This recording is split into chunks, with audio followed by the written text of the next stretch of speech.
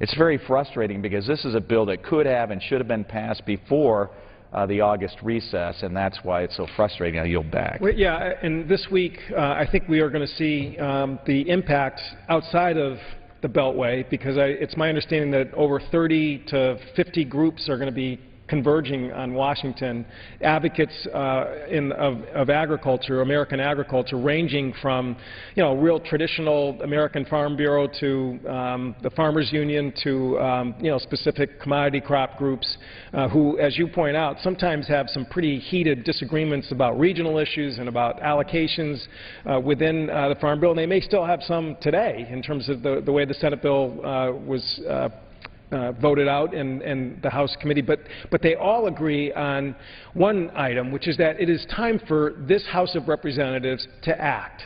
This is not a debate club here that people were sent to, and it's also not sort of a place where political strategists can sort of play games with people's lives about how you know, the agenda is handled in this. I mean, this is a place where so many sectors of American society depend on us, again, at the end of the day, rising to our constitutional duty, sometimes having to really compromise on in very difficult measures. But nonetheless, you know, we have a duty to act. We have a duty to really make sure that the people who sent us here can rely on the fact that, you know, we're not here just to fight and sort of try and, you know, try and get political gain out of every issue that comes to the floor. And again, what the Connecticut farmers were saying to me when I was back home is that they just cannot believe that the Farm Bill has now become a partisan issue, but the Republican leadership controlling this House apparently believes it is. They won't even bring up a bill for a vote. And I would yield back. Well, and I think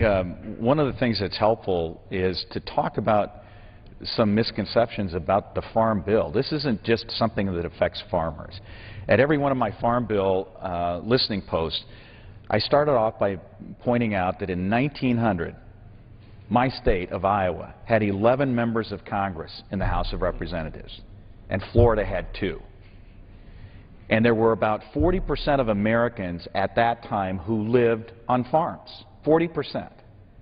After the next election, we will have 4 representatives from my state of Iowa in the House, and Florida will have 28.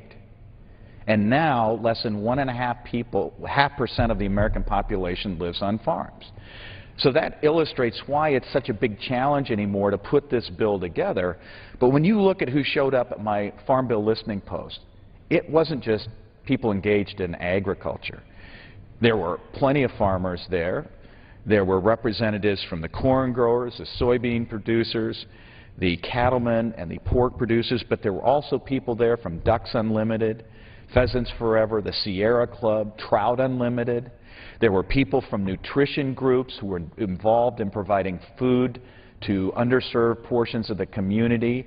There were people there from school lunch programs impacted. There were people from rural electric cooperatives who serve not just rural America today, but even medium and small-sized cities. You had people there from all these different groups who came together, from energy groups who were part of the energy title of the Farm Bill. Everybody who eats in this country is impacted by what's in this bill. Everybody who puts fuel in their vehicles is impacted by what's in this bill. And for many people in America, this is one of the most important economic development bills we pass every 5 years. And the reason we do it every 5 years is because when you're involved in the types of operations that produce the food, fiber, and fuel we depend on, you don't just do it on a week-to-week, month-to-month business plan. You have to know right now what you're going to put in the ground next spring and what it's going to cost to do it and what type of risk you're taking on in order to be successful and continue in that operation. And so you can't just kick the can down the road, which we are so good at in this body, and hope it all works out in the end, because for many farmers that'll be too late. And that's why it's time to come together, work in a bipartisan manner to solve this problem and get it done, because the American people are depending upon us, and if we don't do it until after the election, it's too late. And I yield back. to follow up on that point, one of the aspects of this Farm Bill, which I think is actually so exciting, is that there's a major reform in terms of how we're going to reduce to some degree the American taxpayers' liability for crop production in this country. We are definitely eliminating crop subsidies once and for all, direct cash payments to farms.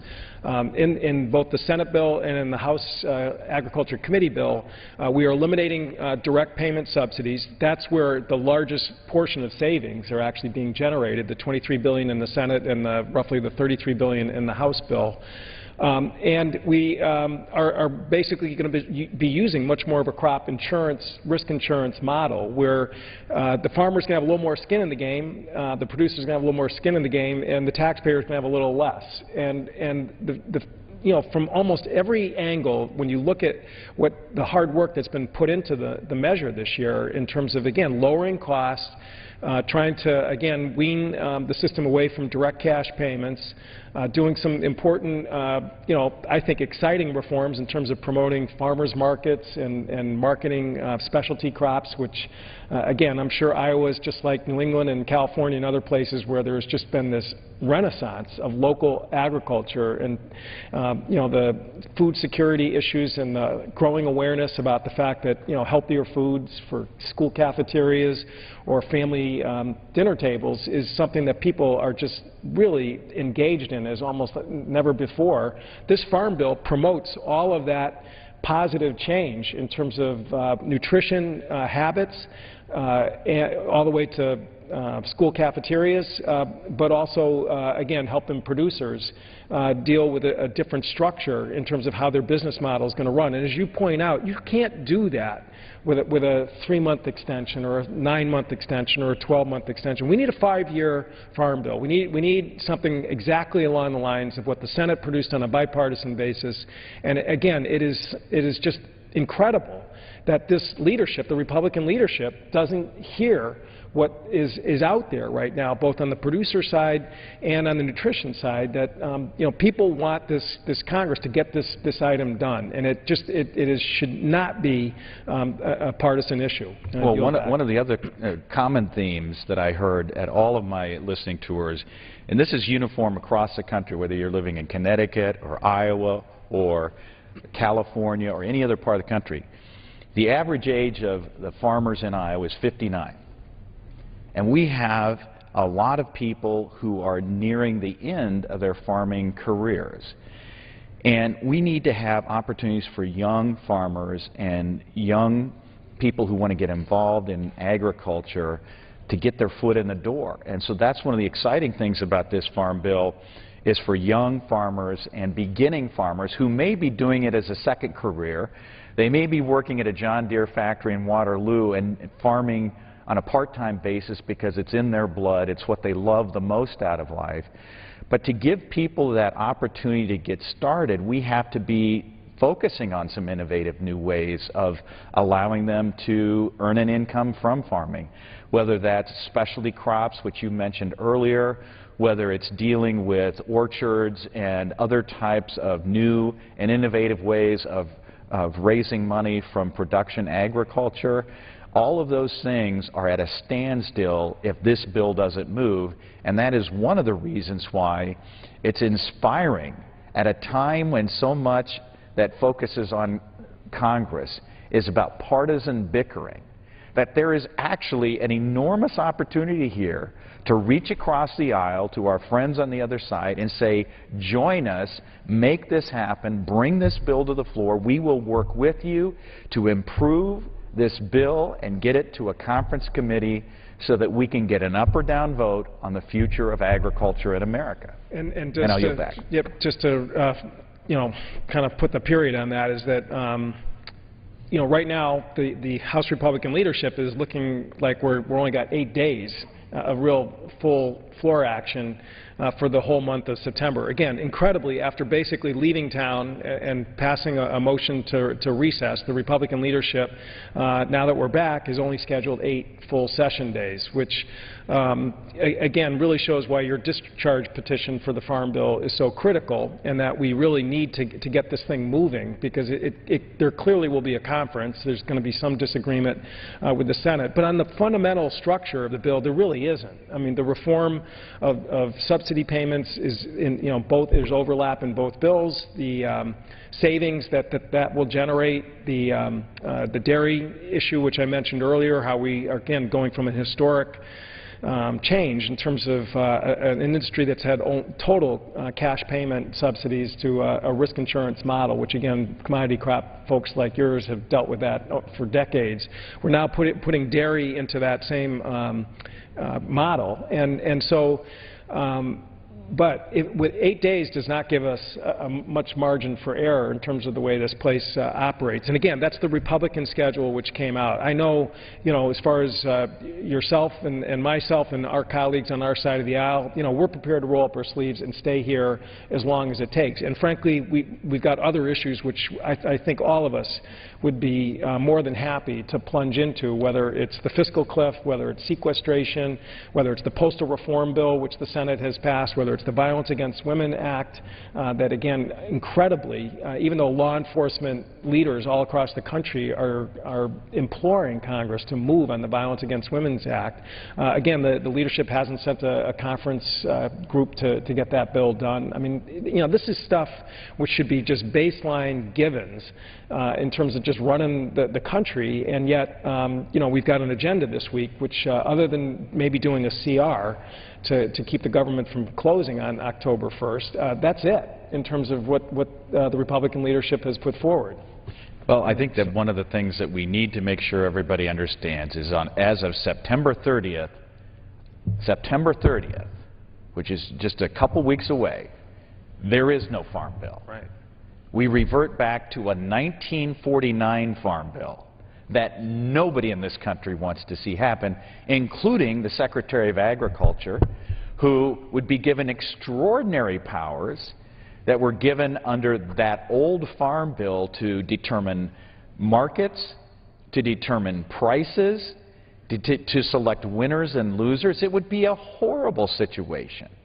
And that's why the American people are depending on us to put aside our partisan bickering, to come together and solve this problem. And that's why I'm looking forward to working with my Republican colleagues to get support for this discharge petition and work to get signatures so that we can bring this bill to a vote on the floor, which is what should have happened before August 1st. And with that, I'll yield back. And it is a shame, because really, if you look at the U.S. economy right now, particularly in terms of balance of trade, agriculture is probably the brightest spot, even with all the challenges that have happened this summer. I mean, export of American farm products, whether it's beef or commodities, is actually really helping the balance of trade for this country. There was a story this morning in the New York Times about Mexico, about how their rising middle class now, I mean, made in America, particularly for food products, is something that is something that the consumer market is really stampeding towards. And to, again, allow this September 30th deadline to happen, and to suddenly, have complete almost chaos in terms of pricing mechanisms, in terms of, again, insurance payments, in terms of cash payments, which presumably would somehow have to continue, really would hurt growth in this country, which American agriculture has actually been helping sort of pull up for other sectors. Yeah. So, and I want to thank the gentleman for joining me here this evening to talk about that point. Again, there was a Bloomberg News report also earlier today that said that telemarketers now have a higher approval rating than the U.S. Congress. And again, as the colloquy we just listened to this evening about the Farm Bill, it's no wonder. The work schedule, which the Republican majority has put forward over the last 18 months, would make Homer Simpson blush. I mean, the fact of the matter is we've had repeated recesses. We've had a work product in terms of actual numbers of bills that have been discussed and brought forward on the floor at historic lows. We've had a shutdown crisis in April of last year where literally the country was on the edge of its seat in terms of whether or not the U.S. government was going to shut down last April of 2011. We had, for the first time in American history, the prospect of a default on the full faith and credit of this country when the debt limit issue was run up to the final seconds before Treasury would have no authority to sell bonds to pay the bills for this country. First time in American history we confronted that prospect. Under Ronald Reagan, the debt limit was extended 18 times with little or no fuss, yet this majority has intentionally sort of pushed these sort of pressure points over the last 18 months, 2 years, to score political points. And that's something which Mitch McConnell, the Senate Minority Leader, made very clear was the #1 priority of the Republicans in Washington, which was to cripple this president and to deprive him of re-election in a second term. And now, as we stand here on September 10th, we are now looking at another cliff that's facing this country, the fiscal cliff, which is at the end of December, the tax code reverts back to pre-2001, raising taxes for middle-class families all across the country. President Obama has put out a plan which would protect the income of all Americans up to $250,000, and I want to repeat that. Every American would still retain their tax cuts from 2001 up to $250,000. For those who are fortunate enough to be above that threshold of adjusted gross income, then the rates would revert back to the Clinton era for people to pay a little bit more. And the Congressional Budget Office has scored that change as helping the deficit by roughly $800 to $900 billion. You know, a couple nights ago, we had an opportunity as a nation to listen to William Clinton, to President Clinton, talk about his record in office when his fiscal policies put the nation's public finances in the black for the first time in decades. I mean, a lot of us who who grew up in the 50s and 60s could not sort of remember a time when America was paying its bills and paying down its debt. President Clinton presided over policies which got us to that point. It was also an economy which produced 22 million jobs. We had unemployment rates below 4% in many states, like my own, in the state of Connecticut, where unemployment was between 2 and 3% in 1998 and 1999. And he did it in a way that was fair and balanced. And the speech that he gave in Charlotte the other night reminded us that when you actually invest in the middle class, when you make sure that middle-class families have the tools to raise their family, to educate their children, to cover their health care needs, to buy a house and afford a house, to provide the means so that seniors over 65 won't be bankrupted by health care bills. The fact of the matter is that's the formula for success, for growth in this country. And again, the 1990s is Exhibit A for the success of those policies, which the President, when he gave his acceptance speech, reemphasized that, again, he is willing to extend the tax cuts for income up to $250,000 for all Americans, rich and poor, that we would revert the rates back to the Clinton era, which now even Mr. Romney is talking very positively about the Clinton years and praises President Clinton's tenure in office. Well, he ought to adopt the plan that President Clinton is suggesting. And that's a plan which will put the public finances of our country back into better balance, and that will provide a more solid footing. But even more than that, if we were able to come together with that reasonable compromise, averting the fiscal cliff, it would give this country, and particularly the business community, the confidence of knowing that their tax exposure, that the fiscal status of this country is not literally going to be driven up to the cliff, up to the brink, over periods of short month-long time periods, just as it was in 2011 and 2012. And that really, unfortunately, sadly, is the legacy of the 112th Congress under Speaker Boehner's tenure. That's why telemarketers are more popular than members of the U.S. Congress, according to the Bloomberg News report that came out earlier today. We have a leadership which has shown itself quite willing to defy all of the hopes of the American people that we would get people working together and compromise and extend a horizon for people so that they can make decisions to invest and to hire. Rather, we have seen under the direction of folks like Mitch McConnell that the number one priority is not what matters for the American people. The number one priority is to bring down this president. Well, everywhere I go, when I was home over the last 5 weeks, that was the number one issue, which is when are we going to see some compromise out of the Republican leadership to come together for fiscal policies that will avert the fiscal cliff?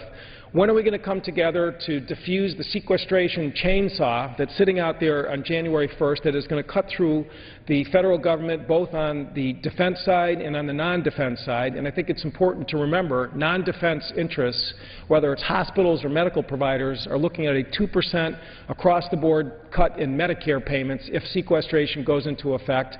Education, whether it's K through 12, whether it's student loans, are also going to get hit with that chainsaw. We're going to see the National Institute of Health, which is doing incredibly exciting work in terms of coming up with cures for cancer using genome research. That chainsaw is going to cut through NIH in terms of the great research projects that are going on in that institution. And we would also see the chainsaw hit defense. And in industry after industry where you need to have a horizon, whether it's building F-35 fighter planes, whether it's building surface ships down in Virginia or nuclear submarines up in the state of Connecticut, the fact of the matter is the sequestration option, as Secretary Leon Panetta, the Secretary of Defense, has said, would be catastrophic for the national defense of this country. The fact of the matter is there are proposals on the table which would avert the implementation of sequestration. I sit on the Armed Services Committee. We had a hearing with leaders from the aerospace industry. We had leaders from the administration, the head of the Budget Office, the Undersecretary of Defense who handles budget policy, Ashton Carter. And if you look at the budget which President Obama put out in January, and if you look at Paul Ryan's budget resolution in 2011, what you will see is, in fact, there is overlap between the two that could easily get us to a point of defusing the sequestration chainsaw that I mentioned out there. We have to hit a target of $1.2 trillion in terms of deficit reduction to avert sequestration from going into effect. If you look at the savings from the drawdown in Afghanistan, which Paul Ryan and the Republican majority put in their budget resolution in 2011, it totals, according to the Congressional Budget Office, roughly about $800 billion, and that's post-2014. That was in the Ryan budget. President Obama, in his budget plan, had exactly the same measure, which would save roughly about $800 billion. If the two sides would come together and agree that we could pass a measure that locks in those savings, then you've really gotten to about two-thirds of the sequestration target set up under the Budget Control Act. We can do this. We can do this week if people would actually basically put down their cudgels, again, 8 weeks away from an election, and say, let's do something that's for the benefit of the country. Let's eliminate that uncertainty that's hanging out there. Let's tell those firms that are wrestling with whether or not they have to issue warrant notices, layoff notices to their workers because of sequestration sitting out there on January 1st. Let's come together. Let's get this thing done. And let's look at the President's budget. Let's look at Paul Ryan's budget. Let's find the areas of common agreement which do exist.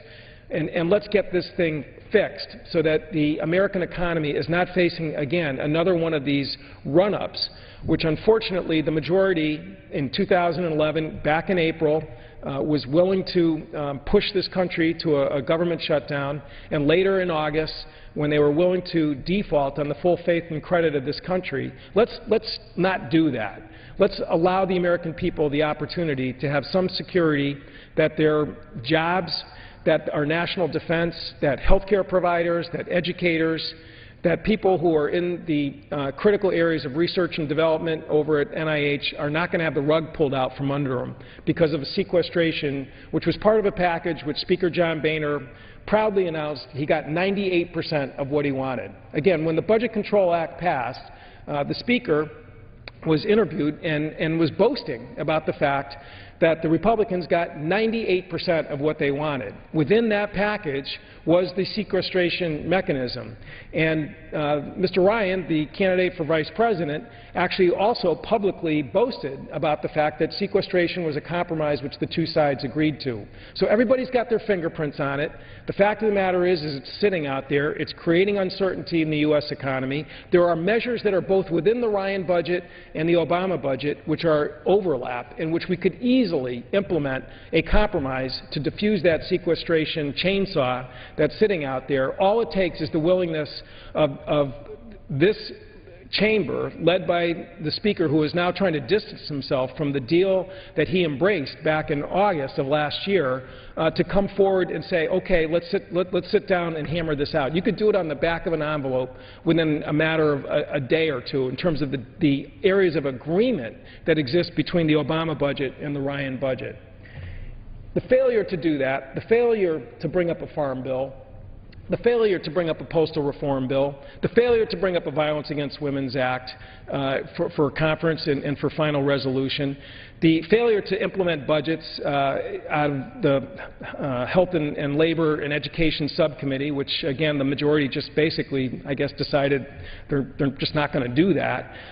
That's why Bloomberg News came out with their report today saying that Congress is now less popular than telemarketers. This is one of the most despised Congresses in American history, and it has been led by Republican leaders who, again, have shown that they are more interested in trying to weaken this president than trying to strengthen our country. And in issue after issue, whether, again, it's the Farm Bill, whether or not it's the postal reform, where we have a system that is literally now technically in bankruptcy, whether it's the Violence Against Women's Act, whether it's getting budgets done in regular order, whether it's diffusing sequestration, whether it's averting the fiscal cliff. We went home for 5 weeks without acting on any of these measures because of a recess motion that the Speaker put forward. And the country is basically sitting there waiting to see whether or not we have even a short-term future, whether as well or a long-term future, which all of these issues are so critical to determining. Well, at some point, you know, we are going to be watching this agenda over the next few days. Again, what we saw today from the Majority Leader's office indicated no farm bill, no postal reform bill, nothing related to any measures to try and deal with sequestration. We have seen a do-nothing agenda this week, following 5 weeks of being back in district for the majority. Again, the American Farm Bureau was doing a cross-country barnstorm about the fact that we need to get that measure passed so we can create some certainty and horizon for the men and women who are getting up every morning and milking cows and planting crops and harvesting crops, and who desperately, particularly with the drought conditions in the Midwest, need to have some certainty that there's going to be crop insurance in place to make sure that they are not going to go bankrupt. We have a measure which passed in the U.S. Senate, bipartisan bill, saves the taxpayer $23 billion, and yet we have a leadership which won't even bring up a farm bill for consideration.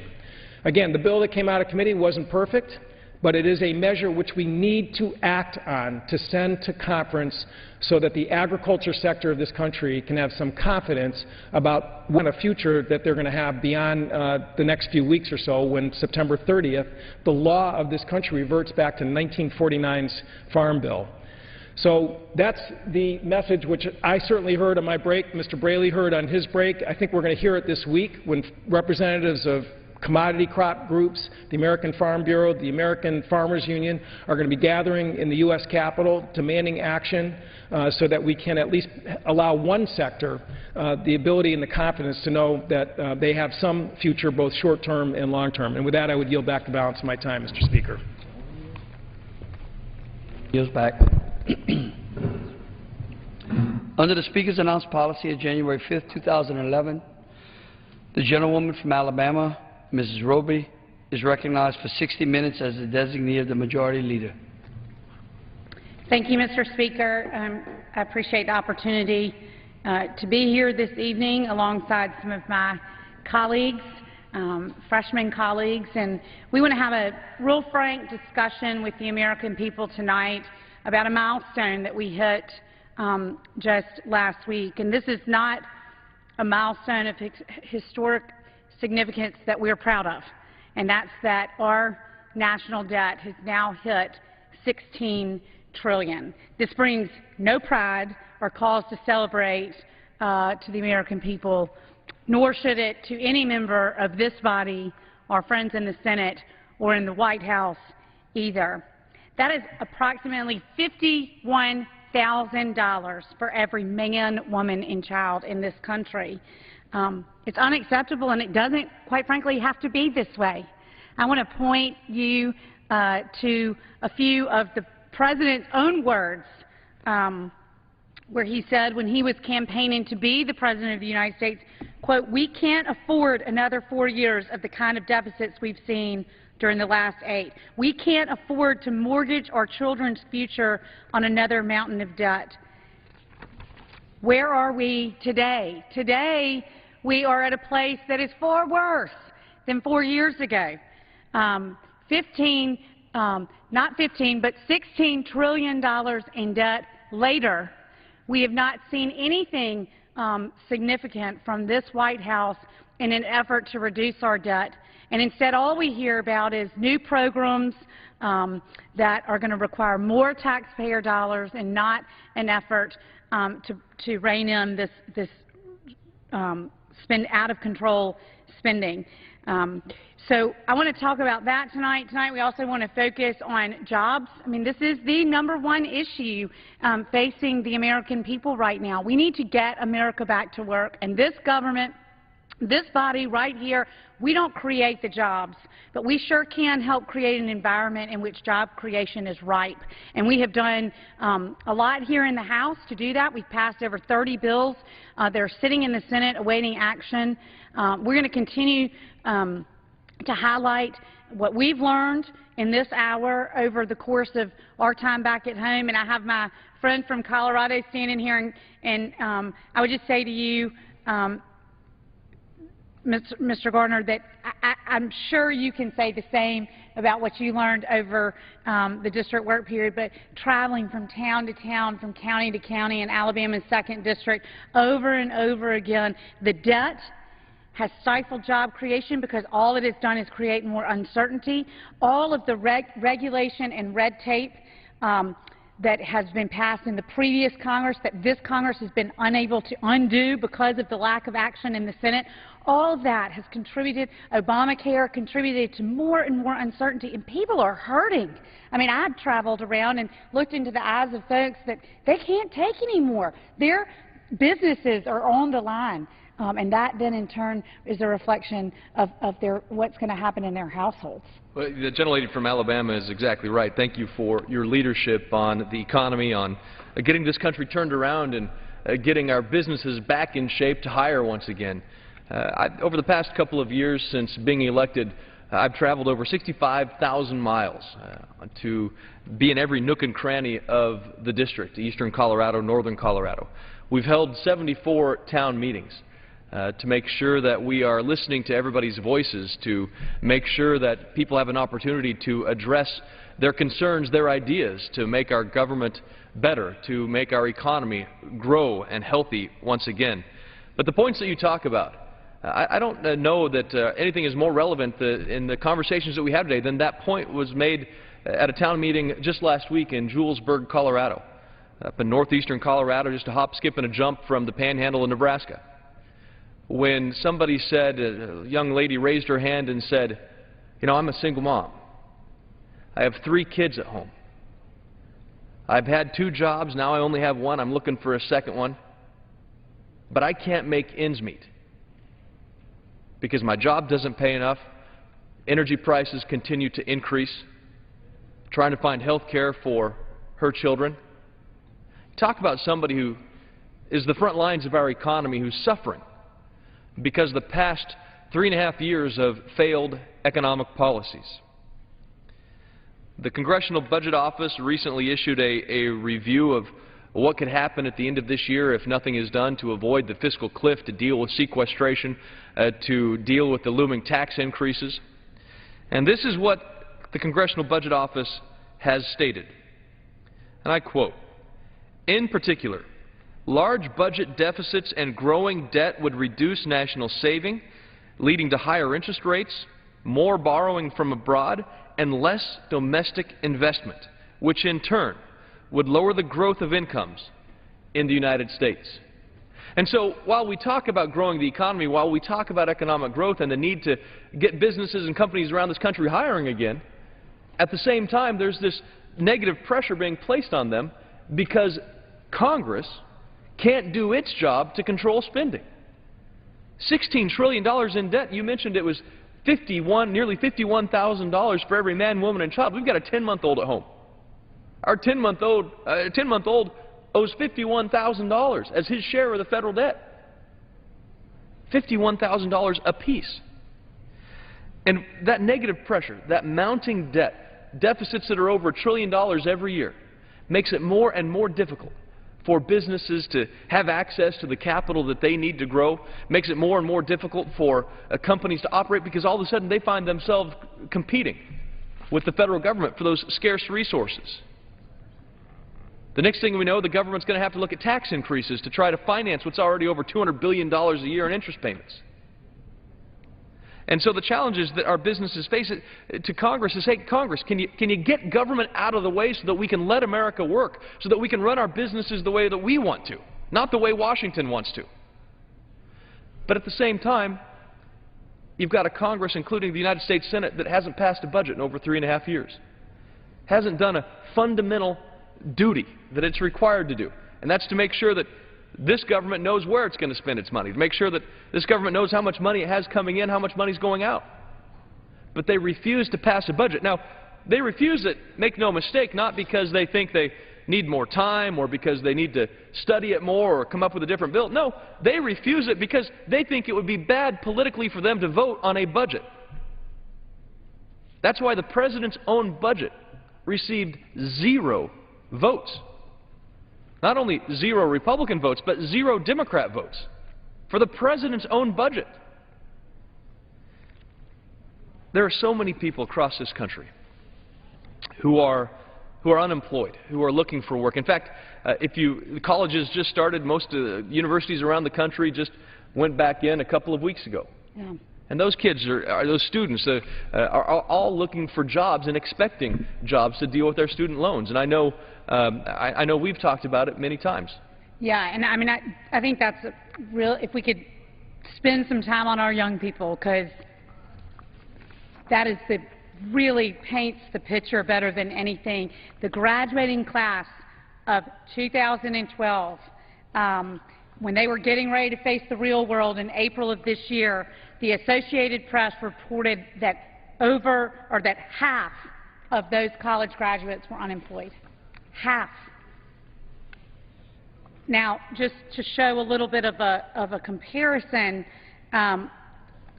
since President Obama has taken office, the unemployment rate for 20 to 24-year-olds has increased more than a point, from 12.4% to 13.9%. Median income for those under the age of 35 dropped by 10.5% from 2007 to 2010, more than any other age group.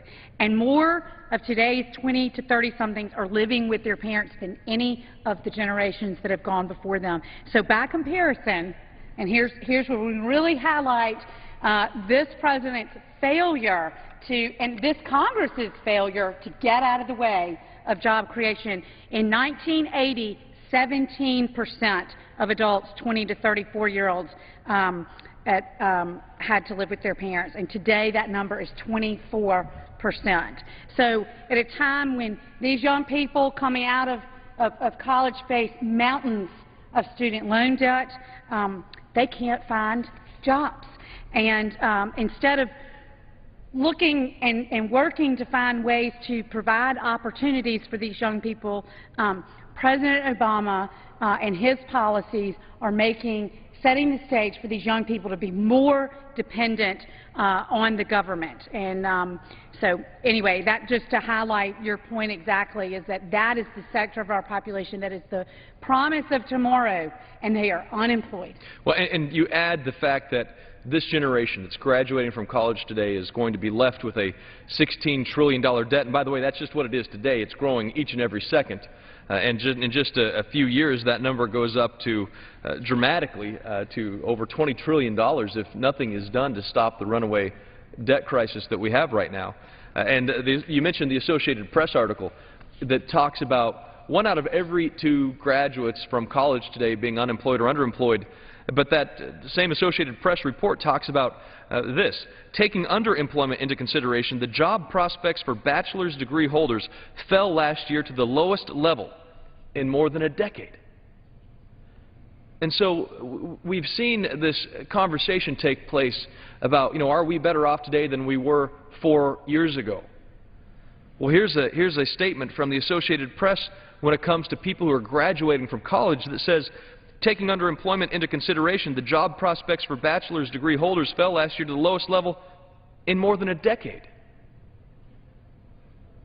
How are these families going to make ends meet? How are recent college graduates, some who come out of college with a family, going to pay back their student loans? And we've seen federal student loans soar 275% over the past decade. Over the past decade, student loans have increased over 275%, yet job prospects are as bleak as they've been for 10 years or more. Mm-hmm. And, I've got some great universities in my district. The University of Northern Colorado, Colorado State University. We just visited both Northeastern Junior College. We've been all over to the community college system in our district, talking about the challenges that they face, trying to make sure that their students have the jobs that they need when they come out of school. Because what's happening, you see the higher debt load. And then because the economy is so tough, people are taking jobs that are lower paying just to try to make ends meet. But this country's prided itself on always making sure that generation after generation we have greater opportunities, that we open more doors for our children. And that's the same thing that ought to be, the same kind of idea that ought to be facing the recent graduates today, this upcoming December, next May. They ought to be looking at job prospects that are even greater than their older brothers or sisters, even greater than their parents' generation.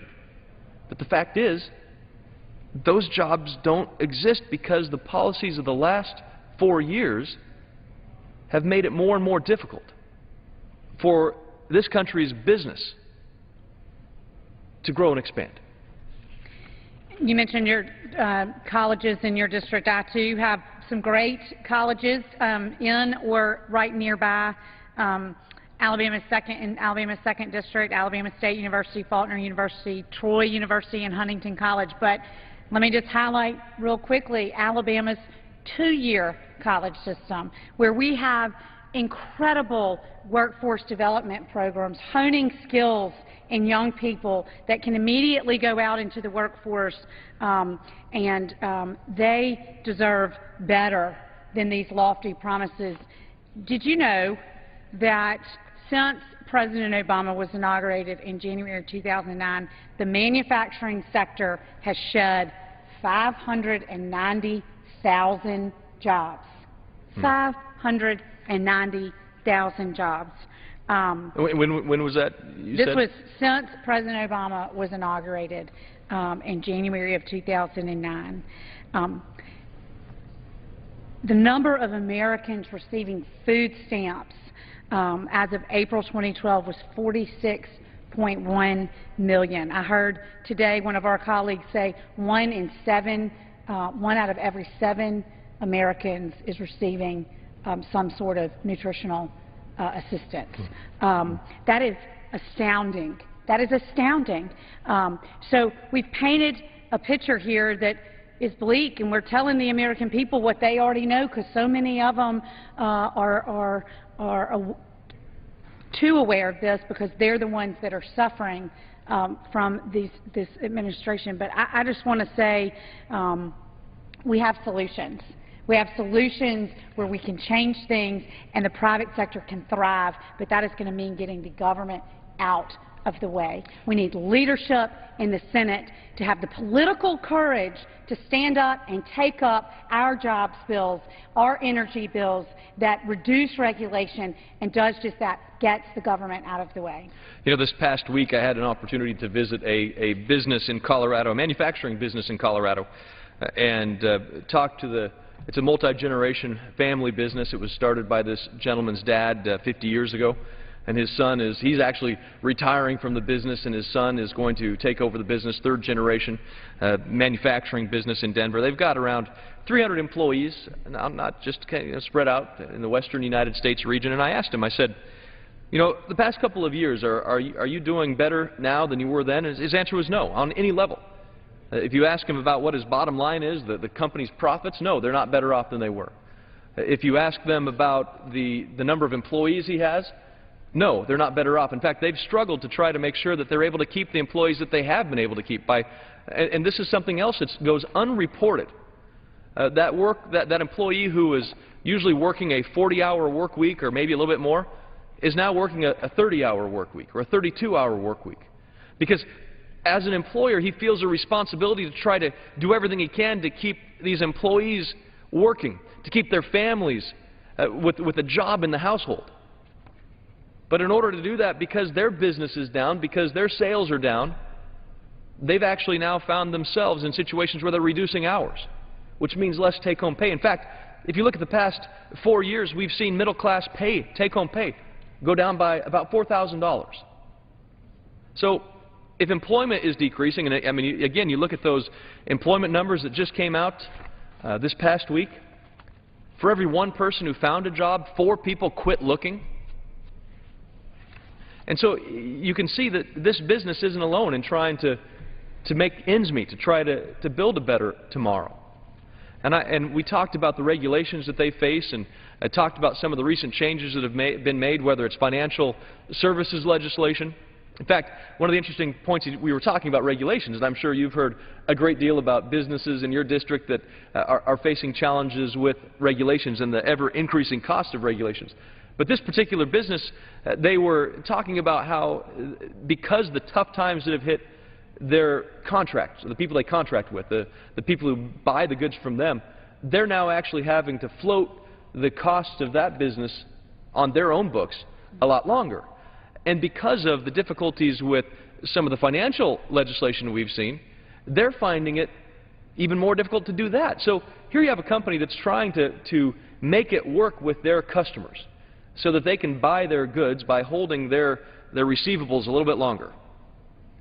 But they're finding pressure now from financial legislation that makes it more difficult to do that. So the government's getting them both ways. The government has failed to come up with policies to get government out of the way so that our businesses can grow.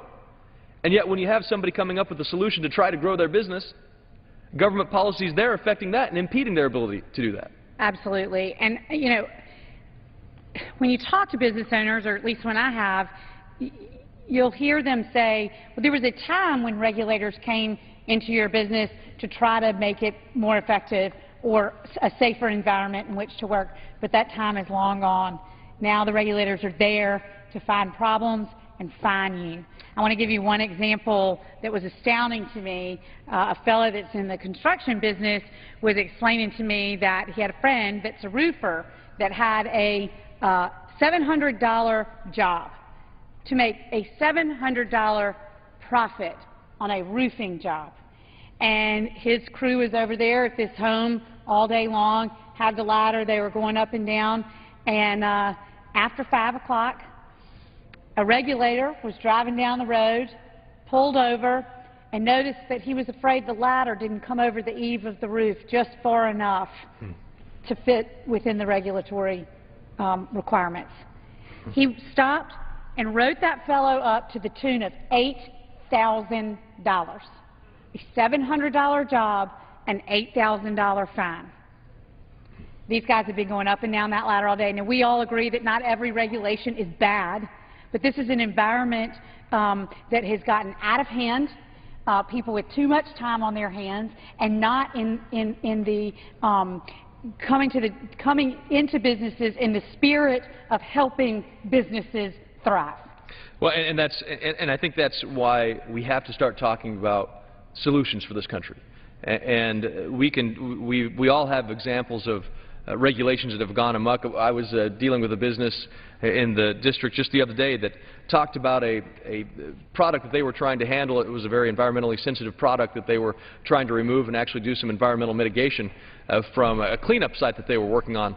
And this particular company was required to keep this product both wet and dry at the same time. A regulation that said you had to keep it wet until you moved it or stored it, and then you had to keep it dry.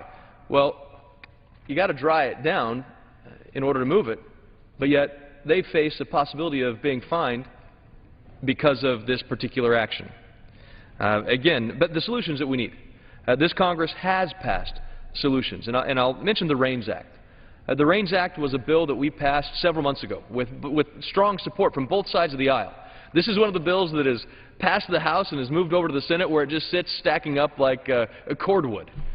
Once again, here we have an opportunity to do something, a proactive solution. The REINS Act simply says, we're going to take a look at the cost of a regulation. We're going to get an idea of how much some regulation costs.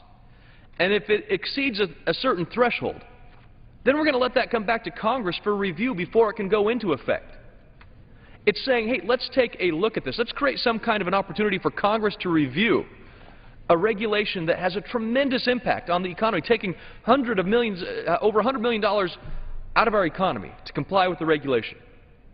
Let's take a look at it and make sure that the cost and benefits are in line, to make sure that the benefits outweigh the cost, to make sure that doing it is actually worth it and that it doesn't cost jobs that we so desperately need.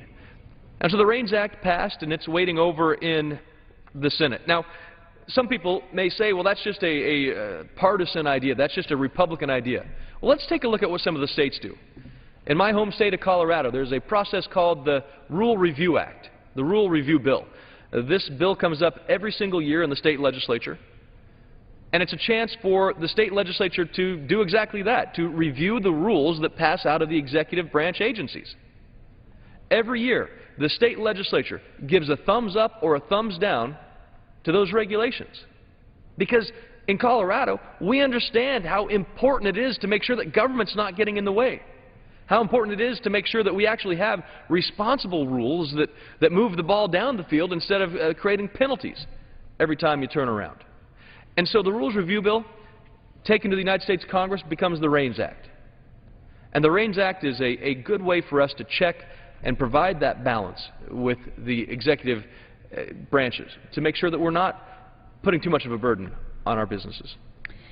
Right, and you know, let's just go back in time for a minute and talk about some of these other repeals. I mean, we have the Bullard Act provisions, the Cement Act, net neutrality, the regulating farm dust. I mean, we go down the list one by one by one and talk about the efforts that we have taken here in the House, all under with the strength of the numbers here. Some of these have been with bipartisan support that we've passed these measures, and yet again and again and again, it's just time after time after time, it's sitting in the Senate without any action. And look, all you have to do is go look at the budget that the House has passed the past 2 years that Chairman Ryan put forth out of committee and came to the full floor. You mentioned the President's budget where there were 0 votes. 0 votes. And we talk about offering solutions to the American people, to look that small business owner in the eye and say, yes, I am working for you. Yes, I have a solution for you. Yes, I have a way to get out of your way, which is what we've done. And our budget outlines very, very specifically what these solutions are. Our spending is out of control, which in turn, like you already mentioned,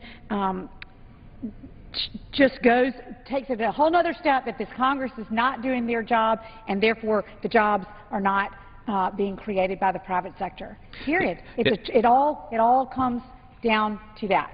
Well, and I know you serve on the Ag Committee, the Agriculture Committee here in the House of Representatives, and I'm sure that you're hearing from some of your interests in agriculture about uncertainty. Absolutely. And one of the things that I've heard over the past several months, in fact, I held a series of Farm Bill roundtables earlier this spring, where one of the things we heard about so much, and this is part of the fiscal cliff that we're facing, is the death tax.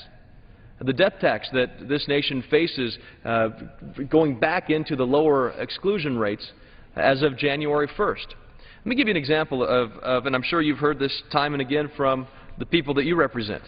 One of the farm roundtables that we held, a young man from Eaton, Colorado, stood up and said, with the estate tax coming back in at the end of this year, beginning of next year, we'll be forced to pay for our farm for a third time, and we simply can't afford it. This is a young man who wants to go on a life in agriculture. This is somebody who wants to be the next generation standing up to grow our food and fiber that this nation depends on. But yet you've got a government policy that's going to say, you know what, we know you've invested, we know you've grown your business, you've made investments into the land that you need to make your operation successful, but because somebody died, we're going to tax them. And that's part of the fiscal cliff that this country faces at the end of this year. There are farmers, ranchers around the state of Colorado, around this country, who are now trying to figure out how they're going to pass on their operation to the next generation, because of a government policy that says, you know what, you've been too successful. And we're artificially going to place this barrier so that it's going to hurt you. And that, you know, and that's not just farmers and ranchers that it affects. It's all business. It's all businesses, that's right. But the problem with our farming communities is that they are, in a lot of instances, they own a lot of land. So they have wealth when it comes to land ownership, but they may not have the cash. And so when the government comes along to tax the farm upon the death of a parent that wants to pass it down, they got to sell the farm to pay the tax. And that's where our farmers lose out every time. And there are numerous other businesses throughout this country where they may be cash poor. They may have some assets, but they may be cash poor, and so they end up having to sell it off in order to pay the government for that company's success. Well, and you mentioned it too. It's not just about cash in the bank. It's not just about how much money you have. It's about the assets that you have. And so your example where you may be cash poor, but still hit this line, I think, is compelling to not only the farmers and ranchers, but you're right, to small businesses around the country who may own a restaurant, who may be trying to expand a sand and gravel operation. But they're going to be hit by this estate tax, which means they've got to sell, break it up, and not be able to pass it on. And it's that you just add our lack of tax reform, which we so desperately need, and I know that we are committed to that here in the House majority. We do have a plan that we've set out as it relates to those reforms. We know that American businesses are faced with an unbelievably complicated and cumbersome tax code, combined over 30% on businesses, not to mention the problems with the estate taxes. It makes the U.S. is the second highest corporate tax rate among developed nations in the world. And so, you know, the U.S. federal rate is 35%. It's nearly 10 percentage points higher than our other competitors. So, you know, that on top of all of the other issues that we've highlighted, where in order to create, you know, I mentioned the manufacturing jobs for, I don't know about you, but I get this question all the time. Where have all the manufacturing jobs gone? And people always highlight that we've just chased these jobs offshore. And it's because we have created this environment in which business owners don't have a choice. If they're going to turn a profit, they have to do what is the benefit for their families and to make that hard-earned dollar. I remember hearing a colleague give an example. He was sitting on an airplane next to a guy that made things. He made things, he produced a product, and he wanted to make them in the United States of America. But when it came down to it, the bottom line, he thought he was going to open his plant right here, but when it came down to it, they hadn't taken into account the corporate tax rate. and the difference between that and the next country where they could manufacture his product. And that sealed the deal. That sealed the deal. They are not manufacturing in the United States because of the environment in which we have. So you've got a government policy that actually is an impediment to job creation here, that a company trying to bring jobs back in, but because of the cost of doing business here so much higher than elsewhere, they had that unfair choice of how are they going to make things work? How are they going to be successful? And Right. so Well, I was going to say, in June, for the first time in 44 months, small businesses cited taxes above poor sales as the single most important problem that they're facing today, taxes. And we talked about solutions when it comes to regulations. We talked about the REINS Act, but here again, with taxes, we have come up with solutions. We have voted to make sure that the estate tax, the death tax, doesn't come back in at those lower exclusion numbers, breaking small businesses around the country. We've made sure that we avoid the massive tax increases that loom once again at the end of this year on families, middle-class families. Thousands of dollars for middle-class families around this country. Increase in taxes if nothing is done, and that's why the House of Representatives has passed a measure to make sure that those taxes don't increase, to make sure that we are making it easier for people to keep more of their own money so they can invest it in their families, so they can invest it into job creation in their businesses. If this Congress adopts the President's plan, if this Congress does nothing, hundreds of thousands of small businesses around this country are going to see tax increases like we've never seen before. Tax increases will make it more difficult for them to make ends meet. And that's why the House has acted to make sure that we are dealing with the fiscal cliff, to make sure that we're not making it more difficult in this country to succeed. Absolutely. And just, again, by virtue of a comparison, with the President's proposed tax hike, deficits would still total $6.6 trillion